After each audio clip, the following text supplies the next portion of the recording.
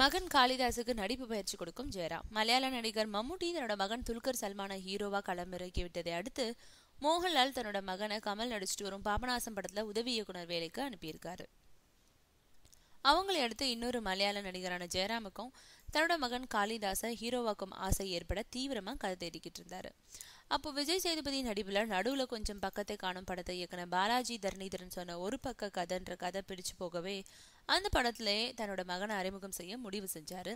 பாபநாசம் படப்பிடிப்புக்காக தூத்துக்குடியில முகாமிட்டிருந்த கமலை சென்னைக்கு வர வச்சு அவரோட திருக்கரங்களால மகனை மீடியாக்களுக்கு அறிமுகம் செஞ்சு வச்சாரு. அதோடு நிக்காம மகனுக்கு நடிப்புல முழு பயிற்சி கொடுக்கணுன்றதுக்காக நடிப்பு ஆசிரியர் சோமசுந்தரம் என்பவர்கிட்ட சில மாதங்களா மகனை அனுப்பி முறையான பயிற்சியும் கொடுத்து மகனை கேமரா கண்களுக்கு முன்னாடி நிறுத்த ஆயத்தமாயிட்டாரு. இந்த சோமசுந்தரம் மாஸ்டர் சினிமாவில் பல கலைஞர்களை உருவாக்குனவர்.